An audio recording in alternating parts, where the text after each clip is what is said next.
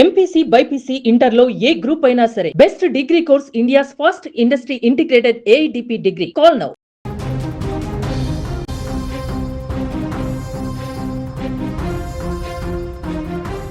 తెలంగాణ రైతాంగానికి, ముఖ్యంగా దక్షిణ తెలంగాణ ప్రజలకు ఒక అద్భుతమైనటువంటి శుభవార్త ఇది.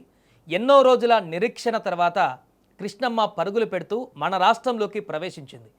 ఇప్పటికే వర్షాకాలం స్టార్ట్ అయి జూన్ పోయి జూలై ఎండింగ్ వచ్చేసింది. ఇప్పటికే లోటు వర్షంతో రైతులు అల్లాడిపోతున్న సమయంలో మొట్టమొదటిసారిగా కృష్ణా జలాలు తెలంగాణకి తాకాయి. ఆకాశానికి చిల్లు పడిందా అన్నట్లుగా ఎగువ రాష్ట్రాల్లో కురుస్తున్నటువంటి భారీ వర్షాలు కృష్ణానదికి మళ్ళీ జలకలను తీసుకువచ్చాయి. మహారాష్ట్ర, కర్ణాటక రాష్ట్రాల నుంచి అక్కడ కురుస్తున్నటువంటి వర్షాలకు ఉరుకులు పరుగులు పెడుతూ వస్తున్నటువంటి వరద నీరు ఎట్టకేలకు తెలంగాణలోని ప్రియదర్శిని జూరాల ప్రాజెక్టును తాకాయి. అసలు ఎగువ ఎంత వర్షపాతం నమోదవుతుంది, జూరాలకు వస్తున్న వరద ఎంత, శ్రీశైలం ప్రాజెక్టుకు నీళ్ళు ఎప్పుడు వస్తాయి, పూర్తి వివరాలు కూడా మనం తెలుసుకునేటువంటి ప్రయత్నం చేద్దాం. అలాగే ఇప్పటి వరకు జూరాలలో ఎంత నిల్వ నీరు ఉందో కూడా తెలుసుకునేటువంటి ప్రయత్నం చేద్దాం. మహారాష్ట్ర మరియు కర్ణాటక రాష్ట్రాలలో గత కొద్ది రోజులుగా నైరుతి ఋతుపవనాలు చురుగ్గా కదులుతున్నాయి. దీనికి తోడు అల్పపీడన ప్రభావంతో విస్తారంగా వర్షాలు పడుతున్నాయి. దేశవ్యాప్తంగా ఇప్పటికే సుమారు 90% మేర ఋతుపవనాలు విస్తరించడంతో ఎక్కడ చూసినా కూడా భారీ వర్షాలు నమోదవుతున్నాయి. దీని ఫలితంగా కృష్ణా బేసిన్లోని ప్రాజెక్టులన్నీ జలకలను సంతరించుకుంటున్నాయి. కర్ణాటకలోని ఆల్మట్టి, నారాయణపూర్ డ్యాంలకు వరద పోటెత్తుతోంది. దీంతో అధికారులు అప్రమత్తమై నారాయణపూర్ డ్యామ్ గేట్లు ఎత్తి సుమారు 35,000 క్యూసెక్కుల నీటిని దిగువకు విడుదల చేస్తున్నారు. ఆ నీరంతా ఇప్పుడు కృష్ణమ్మ రూపంలో తెలంగాణ వైపు దూసుకువస్తుంది. నారాయణపూర్ నుంచి వదిలిన వరద ఆదివారం రాత్రి నాటికి జూరాల ప్రాజెక్టుకు చేరుకుంది. మొదట్లో 22,600 క్యూసెక్కుల వరద వచ్చి చేరగా సోమవారం నాటికి ఈ ప్రవాహం మరింత పెరిగింది. ప్రస్తుతం జూరాల జలాశయంలో నీటి నిల్వ దాదాపు 5.87 టీఎంసీలకు చేరింది. అయితే ఇక్కడ రైతులు గమనించాల్సిన విషయం ఒకటి ఉంది. జూరాలకు నీరు రాగానే వెంటనే కాలువలకు వదులుతారని కూడా ఆశించొద్దు. ఎందుకంటే దీనిపైన ప్రాజెక్టు డిఏ నాగేశ్వరరావు కూడా క్లారిటీ ఇచ్చారు.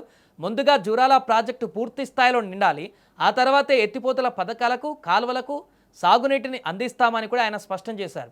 కాబట్టి ఆయకట్టు రైతులు ఇంకొద్ది రోజులు ఓపిక పట్టాల్సిందే అని చెప్తున్నారు. బట్ ఎగువ నుంచి భారీగా నీరైతే వస్తుంది కాబట్టి కొద్ది రోజుల్లోనే అది కూడా ఓపెన్ అయ్యేటువంటి అవకాశం ఉంది. మరోవైపు జూరాలకు వరద ఇలాగే కొనసాగితే త్వరలోనే ఉమ్మడి తెలుగు రాష్ట్రాల ప్రధాని అయినటువంటి శ్రీశైలం ప్రాజెక్టుకు కూడా ప్రవాహం మొదలయ్యేటువంటి అవకాశం ఉందని జలవనరుల శాఖ అధికారులు అంచనా వేస్తున్నారు.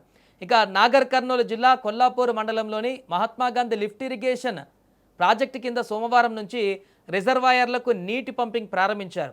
సింగోటం, జొన్నల బొగుడ, గుడిపల్లి రిజర్వాయర్లను నిరంతరాయంగా నింపేటువంటి ప్రక్రియ కూడా మొదలుపెట్టారు.